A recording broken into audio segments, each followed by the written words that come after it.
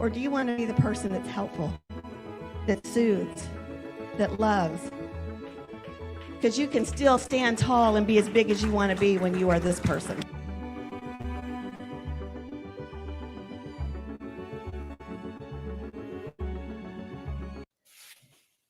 Hello, everybody. Welcome to another episode of Becoming the Better You. I apologize for my voice, and allergies are just what they are.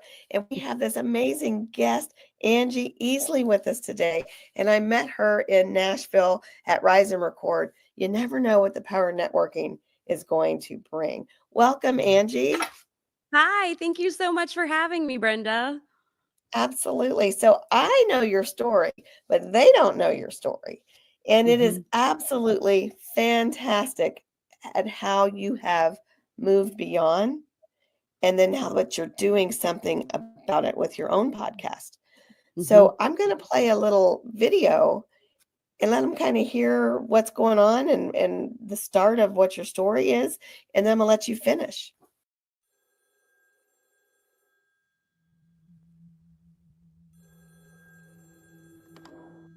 At that moment, I picked up the phone, and there was this man's voice on the other line that said, "Miss Harmon, I know you're aware that your husband was on a plane with Circuit City, and I hate to inform you that it crashed and there are no survivors."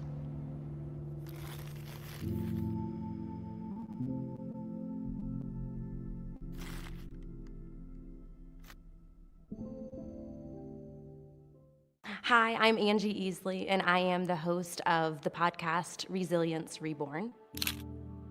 At a young age of 15 is when I actually met my late husband, Kyle.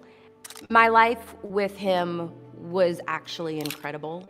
It was wonderful. It was everything that I thought that I wanted. The picture perfect. He was a control buyer for Circuit City. He came home in December of 2004, and he was so excited. He actually got a promotion with Circuit City. And he said, I am gonna ride on the corporate jet for this trip, and I get to go to the Sony plant with all of the very important people with the company. On Valentine's Day, February 14th, 2005, he actually made this really awesome Valentine's dinner for me at home. I came home from teaching voice lessons, and I remember that night crying to myself because I knew that it was going to be the last time I was with him. I had this overwhelming feeling that my world was going to change. I went to school and my phone rang. Another student answered the phone.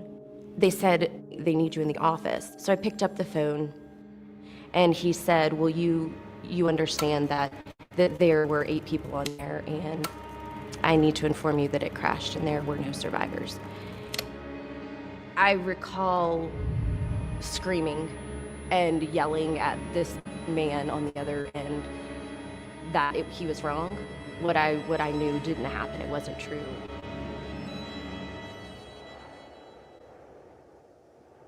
I got very close with one of the other widows. Her husband was also on the plane. She had this great idea that we should go scour the crash site. And we were at the crash site in February of 2006. She said, "Tell me one thing that you would want to find." The only thing that I could think of really that would even be out there would be his wedding band. I actually thought that this is insane. There's no way we're gonna find a small wedding band. I said, "I can't do this anymore. I want to go back to the hotel." I said, "Okay, I'm gonna stay in the car," and the next thing I know, she is running towards me, and her hand is clasped, and she goes, "Tell me exactly what it looked like. Just describe it to me." And so I told her, and she opened her hand, and there was his wedding band that we found on the year anniversary. I didn't think it could be real. In that moment, I knew that was my sign. That was the one thing that I had been searching for that kind of closed that chapter for me. The community of the widows, we really kind of held each other together. We were all feeling the same things. We all had the same thoughts. no matter how much time passes, you are still going to relive things and you are still going to remember things, and it can bring you to tears. It can hit you in a completely different way. I think it's just a matter of how you learn to deal and cope with that.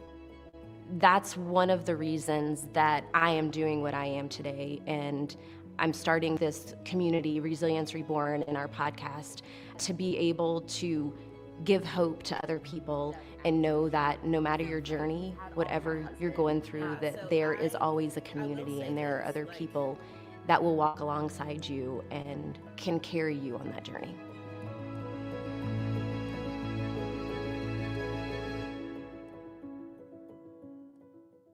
That was just an amazing video. Can you tell me what inspired you to make that? I think, now it has been almost 20 years since the death of my first husband, Kyle. And, for many years, as I was traveling this healing journey and this grief journey, I was doing lots of things along the way to help my pain and my grief. But it wasn't until probably about 2 or 3 years ago that I actually went on a retreat with a bunch of other widows, where I found just being in that space and talking to other people and being with like-minded people that had been through something similar to what I had been through, that I really found actually joy in telling my story, and knowing that I could help other people by just telling, who I am and what my story is, and that this is real life. So I think that was the moment where I realized that there was something else for me in this journey. It wasn't just to heal on my own, but a lot of that has taken place these last 3 years over me, just being open about my life and what occurred, and that's really brought me a lot of healing. Man, I couldn't even imagine what it was like just to get that phone call. But It, let let's talk about that part, the phone mhm. call. Yeah. Um, in what that video that you showed didn't really capture was that I did have a premonition that this was going to happen, and I actually asked him not to go, even went to lengths of cutting off his alarm so he wouldn't wake up and things like that. Let's talk about that phone call. Yeah. So like I said, I think, I had the premonition, and when I woke up that morning, he left very, very early. I vaguely remember him just kissing me on the cheek to say goodbye. But when I woke up, there was just something different that I felt that day. I didn't feel, centered, or I felt sad, and so I went into work as usual, and I am a choral director. So I was rehearsing music with my class. And if anybody knows me, I hate interruptions during class. Like, I'm in the groove, I'm working, and I don't want to have an interruption, with the phone ringing. So a lot of the times, if the phone would ring into my classroom, my students would just go pick it up. And so the same thing happened. We got, the phone rang. I was really into rehearsal, and the young lady looked at me and she goes, "They need to talk to you." And I said, "Well, I'm busy right now. Can you just take a message, whatever they need, and I'll send whatever." It's normally they need a kid, right? Right. And so she did say that, and they said, "No, they need to talk to you." So I went over to the phone, and it was just for them to say, "We need you in the main office right now." At that moment, I 100% knew what was going to happen. I felt my heart sink. Um, I know that I couldn't get to the office, which was very near to my classroom, fast enough, but it felt like I was going very, very slow. Just to walk into the main office, and they put me on the phone in there, where I had this other man on the other end telling me exactly what I knew he was going to tell me, but I was refusing to believe it. And it was just that there, as there were 8 men on the Circuit City corporate jet, and we need to inform you that it crashed and there are no survivors. Mm. And I'm standing in the middle of the main office of the school that I worked in. At that point, screaming to this man saying, "It's not true. It's not true. There's no way this is true. This is a joke." And I think at that point, someone must have taken the phone from me and they moved me back into another room. But they did not tell anybody what they were doing, like why they were calling or why they needed to talk to me.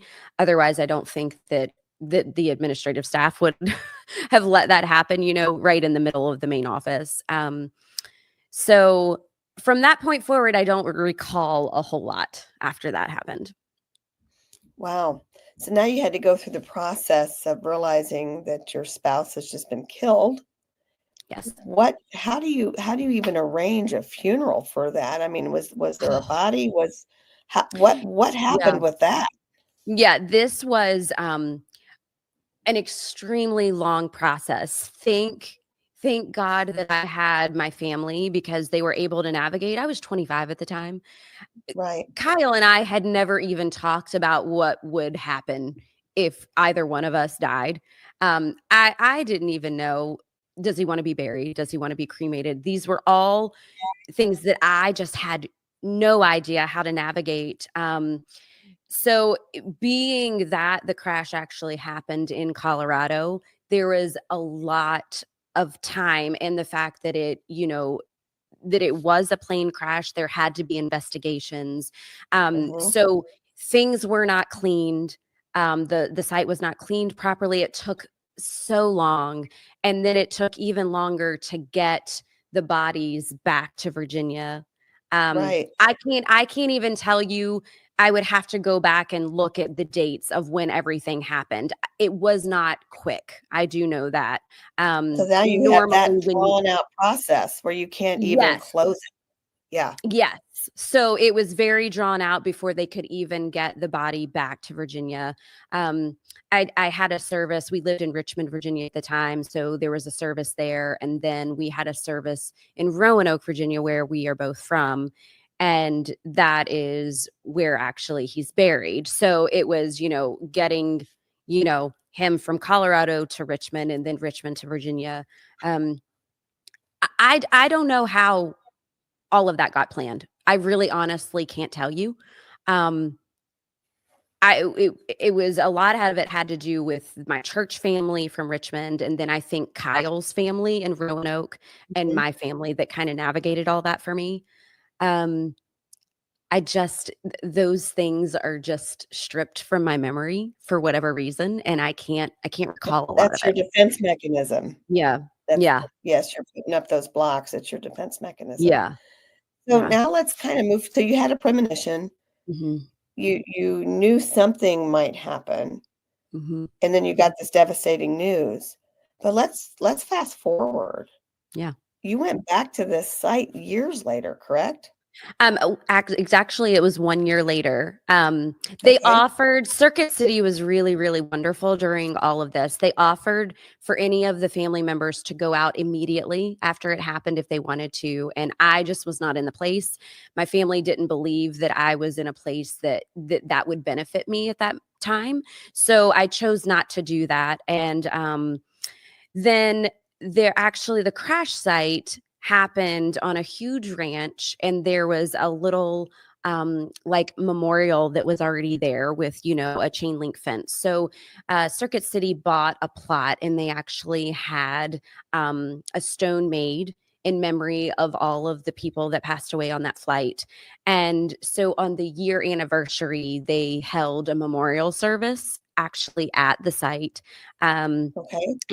And so I did go out. I went out with my family and Kyle's family, and I actually sang at that memorial ceremony. And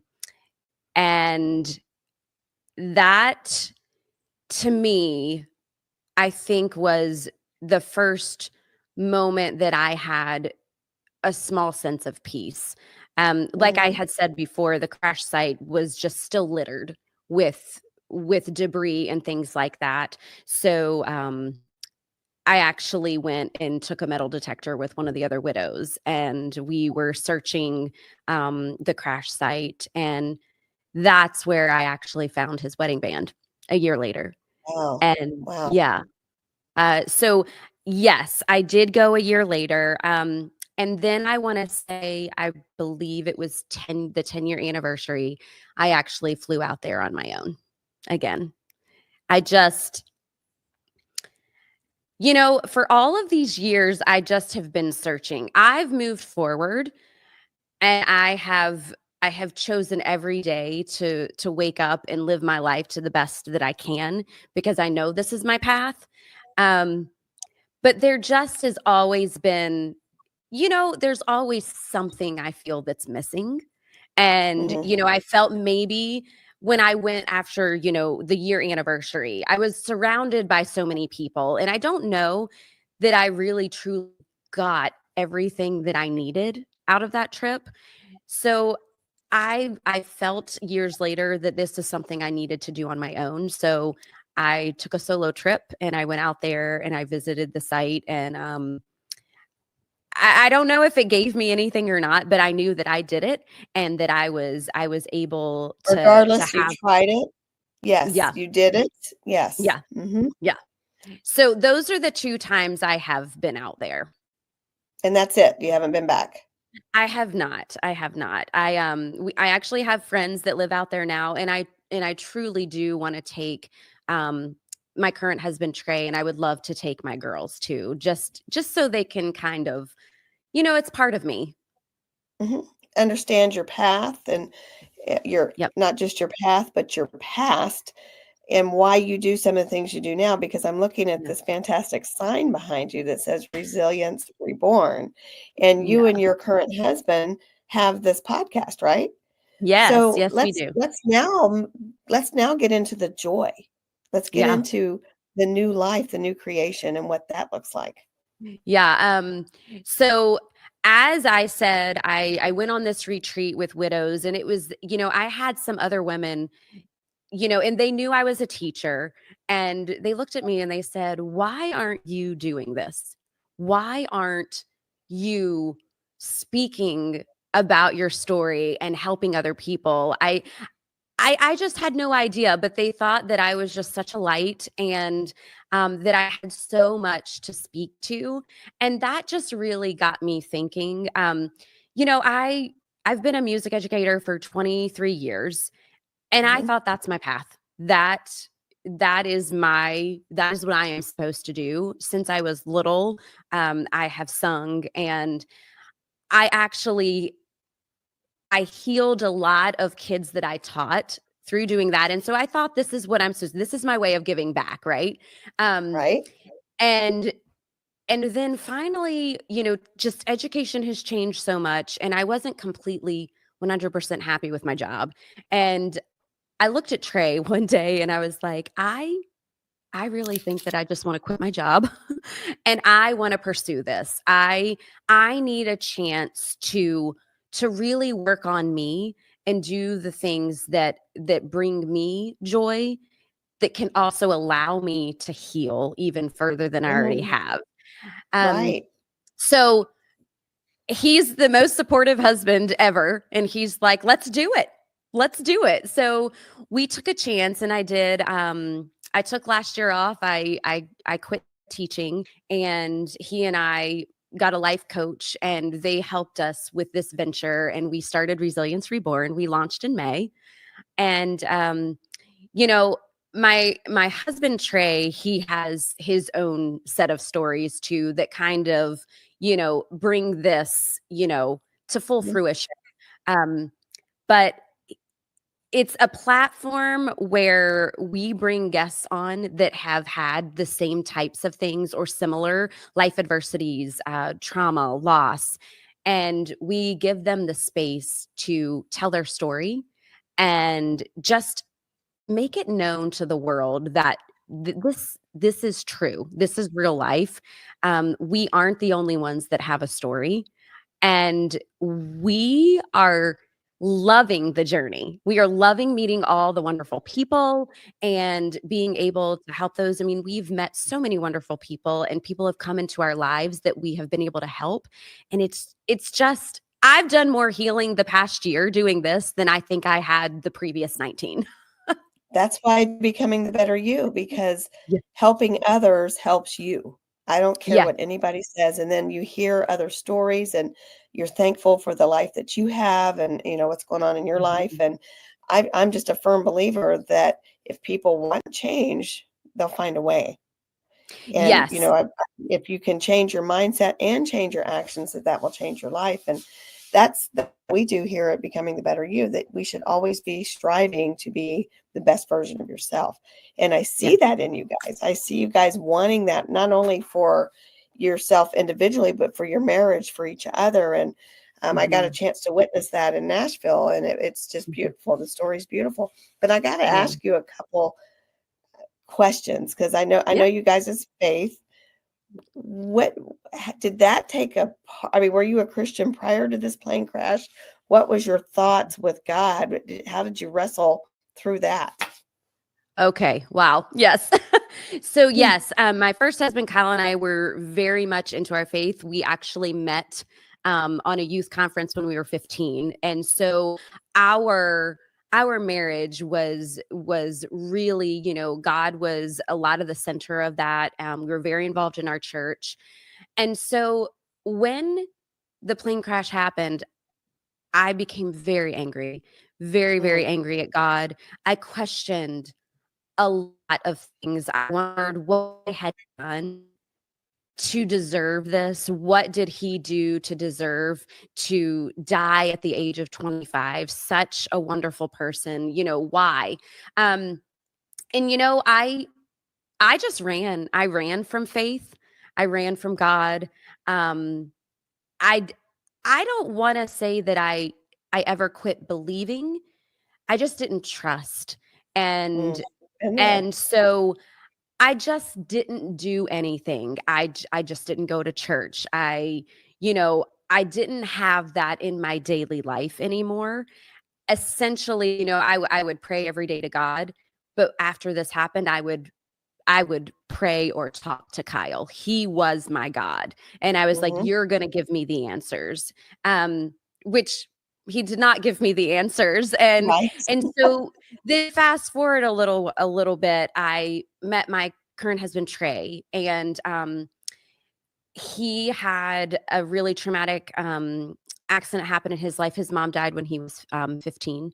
And so he did not grow up going to church or believing in God. So when I met him, I was like, oh, this is good. This works because I don't have to worry about that aspect. We're both on the Mhm. same page as far as it comes to church and God and faith. Um, and that's the way we just lived our life. We just didn't really talk about it. um we would go to church occasionally, holidays or things like that. But during that entire time, I knew that I was missing something. I knew that I wasn't full, and I know now that's what I was missing. I was missing that in my life. But it just took so much time for me to know that it wasn't God.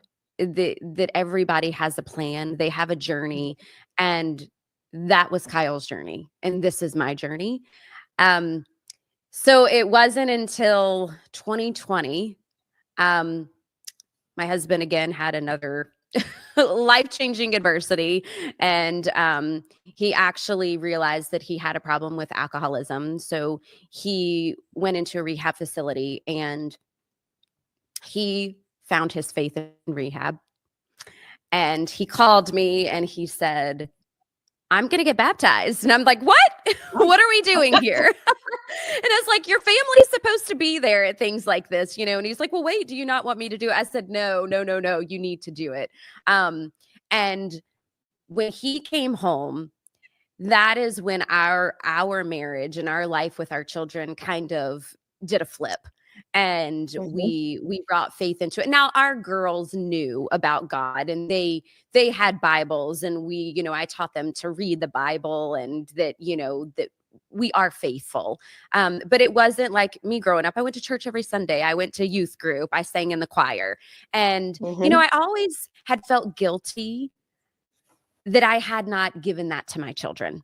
I want it to be their choice, but I'm the parent, and I need to show them what it can be, and then they make Mhm. that choice from And the there if this beauty is of it. what they want. Yeah. Yeah. Yeah. And so I knew that I didn't want to I wanted to mirror, I guess, the way that I grew up in a sense, right? So after Trey came home, that is when everything flipped, and we started looking for churches, and Trey actually believed in a higher power, and now we go to church regularly, and our girls are involved, and so we've it just has kind of come full circle. Just took many years.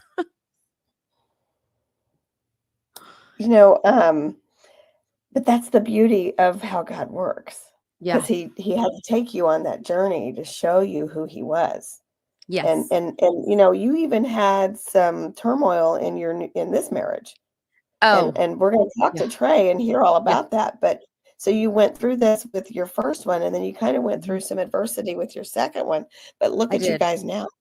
Oh, and I say in those moments when Trey came to me and he said, I know I have a problem. And I said, you 100% do. And it wasn't even that I gave him an ultimatum, because you can't do that with people like that. They have to want it for themselves. But he knew without a doubt that if things didn't change, he was going to lose everything that he had. And at that moment, I was so angry. It triggered so much for me. Um, I went back to I was angry at Kyle because he didn't listen to me. He didn't listen to Hmm. me say, "Don't go." And then I said, if he had have listened to me, I wouldn't be here today, and I wouldn't have to be going through this with my current husband. It brought back a lot of Oh, I can't old even imagine, but I feelings. can see how. Yes. Yes, I was angry at Trey. I did not want to be in the marriage. I even said to him, when you come back from rehab and healing, I don't know that this is what I want. Um, but I will tell you, our marriage is the strongest that it has ever been right now. That's amazing. And look at God. It really is. Look I at didn't know God. that we would come out on the other side of it. It takes a lot of work. It takes because I think we both, you know, I hate to use sometimes the word broken, but we all are in a sense. And when we both came into our marriage, we had not healed from a lot of things. And I don't know. I just think that it's beautiful how it worked out. It truly is. It truly is beautiful. It has just taken me many years to realize that. And that's a long time, but then again, wasn't it worth it for what you got right now? Oh my gosh. Yes. To know that Trey and I are on this venture, and that I never ever thought that he and I would be partners like this. And that we would find purpose in our pain and our tragedies. And it just it's amazing. I wish that so many other people could have that. Absolutely. Yeah. Absolutely. Yeah. So let me ask you another question then. So you've got this new marriage, your new family, new life, and then adversity hits again. And now you're angry again, and you're blaming, and you're seeing things differently yet again, right? Yeah. Mhm. What went through your mind with that? I mean, did you want to walk away? Were you, I mean, what happened then? I know you were Yeah. angry and Yep. blaming, but what made you stay? I guess is what I should ask you. Um okay. So after the plane crash and my first husband died, I had told myself, I will never depend on someone else the way that I did him. I truly, when he died, I was lost. I had never paid bills before. He literally took care of everything for me. I had no idea how I was going to live. I didn't know how I was going to pay for stuff. And I had said to myself, I will never allow that to happen to me again. I will be able to stand on my own 2 feet. Um, and so I knew when when all of this happened with Trey and that I would be okay. I was in a place I was much stronger. I have lived a lot of life since 25 and I knew that I was strong enough to handle being on my own, with my girls. Um but I knew that wasn't what was meant for me. I knew that I can't give up that easily. That just because you Right, have one little hiccup, not and I shouldn't say little. It wasn't a little hiccup. It was a huge, huge, huge deal, and it impacted my girl's life in a way that I didn't want to. Um, right, but in the end, so he was away for 6 weeks, and this was during COVID, so we were home. We were, all of schooling mhm, was online, yeah, and I was everything shut down. yes, and so when people talk about COVID, I say I'm thankful for it because it allowed me to be able to continue my life and have my girls at home and not really truly have to worry about a lot. Um, so I kind of used that time for me and I got back into therapy at that time, and so I was seeing a therapist virtually, and just I was able to, I had been keeping so much in for so long. I had been protecting my girls from, what was going on in our marriage and, Trey's battle with alcoholism. And after, he says, I need help. And the girls were fully aware, and it was an open conversation. So much was lifted off of me. I didn't feel that I had to hide. And so Right, it was open conversations with them, and we cried and we talked. And so I think that that time was also healing for us. But Trey was not here, so he was at a distance. And so I kind of worked on my relationship with myself and my girls, and I knew that when he were, to come out of that would be a whole separate, story that I would have to manage the way that we were together in our marriage. Um, right. so, I tried to dig deep into all of the tools that I had learned throughout the years for coping. And, I did a lot of self-reflection, and is this the life that I want? And um, I knew that I couldn't break up my family. I knew that without a doubt. I love Trey. I never quit loving him. I will never stop, rooting for him. And um he's just proof that no matter the obstacle, you can work through it. And that's what I did day by day. Um and even when he came home, it wasn't until about a year after he became sober that we actually like met again. We actually really worked on us. It took a long time to get there. I don't know if that answered your question. No, it did, it absolutely did, because Yeah. people need to see not to give up. You see, Yeah. that's the first thing we do is we get angry and we run. We Yes. close the I doors, we wanted put to. up walls. Yeah, oh, I right. wanted to run. I wanted to Mhm, say go. I wanted him to heal and to fix because, this alcoholism was from, oh my gosh, his mom dying at the age of 15. That was the mhm, root cause. He had lived so many years with this. And so I needed him to heal. But I 100% wanted to walk away. I really truly did. I felt like it would have been easier.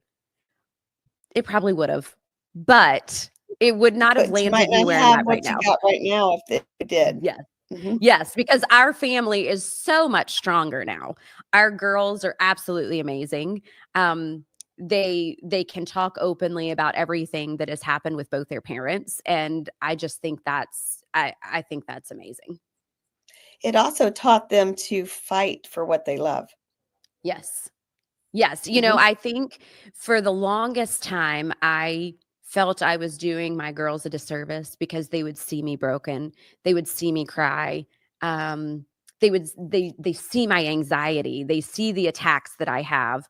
Um, and it wasn't until all of this happened and I just kind of quit worrying about the outside world and what other people thought that I realized I'm actually teaching them resilience, which is part of the reason we came up with the name Resilience Reborn, because my girls firsthand know what it's like to see people and be in the depths of despair and to come back stronger from it. So I've learned now that it's actually really powerful how our pain can teach others. Absolutely. We've got this, I think we have a misconception of what waiting on the Lord means. Mhm. And we think that, it's just going to happen right now, but he tells us to wait on Yeah. him. And when we do that and we listen, the outcome is so much better. And, Yeah. I don't know if anybody's told you this, but when I saw the two of you together in Nashville, I saw the beauty Oh, of the tragedy. I saw the yeah. beauty that has come from the ashes. And I met your daughter and just the whole thing. And Yeah. that's powerful, Angie. It's Yeah. powerful. It's a gift. And I don't ever want you to think that it's not.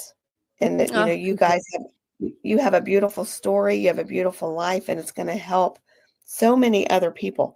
And you and I know that marriage isn't easy. You could have had a fight last night, I mean, Yeah. that's just what happens.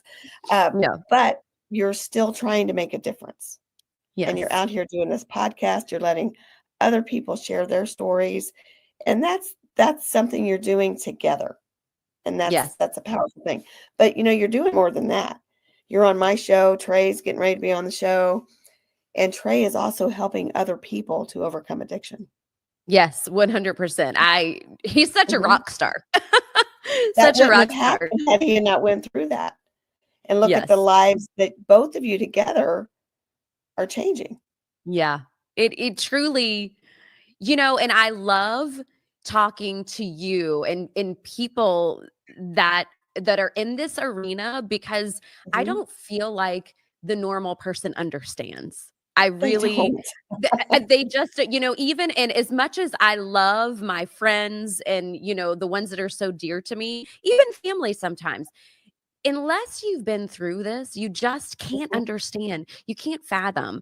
And I mm-mm, think that is a lot of what why I'm so excited about this and doing this podcast and being on other podcasts, because I'm able to give people the platform that I never had. I look at all of the guests on my podcast and I'm actually in awe of their perspective and what they bring, because I didn't have that when this happened to me. I didn't have people like that to go to or to have discussions with, and I can't imagine if I had. Clearly I wouldn't be here right now, I don't think. So I'm thankful for that, but I just love the opportunity that I'm here being able to talk with you and to meet you, knowing that we have two crazy different stories, but the outcome is the same, right? We are here to show people that you can be better and that there are ways to make that happen. absolutely. Yeah. Absolutely. So I'm impressed with everything you guys are doing, what you've overcome, and that you truly are resilient. You really Oh, are. thank you. Thank Mhm. you. So We I really we are appreciate you trying. being on the show. Yeah, yeah, and you should No. be. You should be proud of Yes. yourselves. You should be, what people think is, "I'm just gonna give up because it's easier," and they might stay in the marriage, and they might stay, and have this life, but they don't wanna talk about it, they don't wanna share it. that's the healing part for you. And then it Right. helps others to say, well, my story's not as bad as hers. Maybe I can get through Right. this. Yeah. Or my Yeah. story Yeah. is similar to hers and she overcome it. Maybe I can too. And, Mm-hmm. I didn't like to talk about my story either because I was embarrassed. Yeah. I destroyed my life. I destroyed my family's life. And I'm like, dang, I don't want to talk about that. I don't even want people to know. But Yeah. then people need to know that Yes. it's And I okay.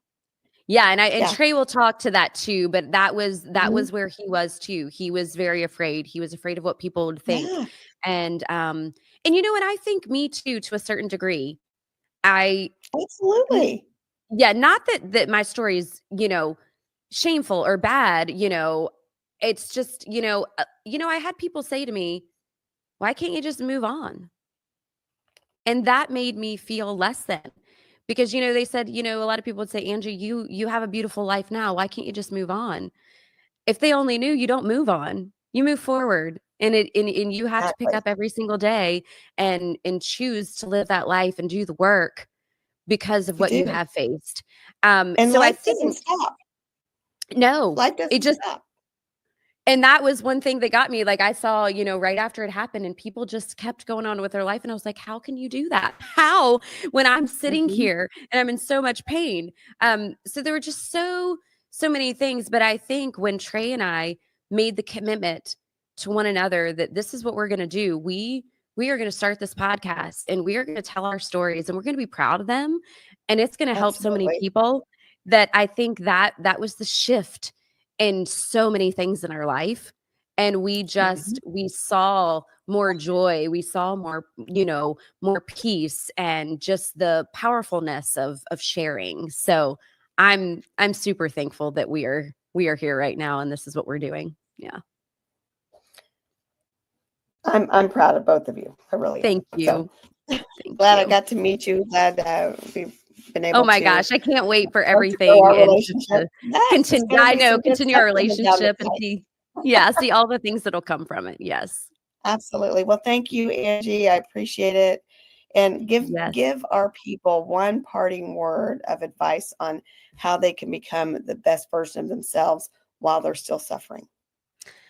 Um, I think I would have to say that you have to get up every day, no matter where you are in your life, and you have to choose the joy, choose that you are an incredible person and that with the self-work that you can do anything to get through anything. I mean, as far like I got through the death of my husband at the age of 25 because I just chose to wake up every single day and do the best that I possibly could.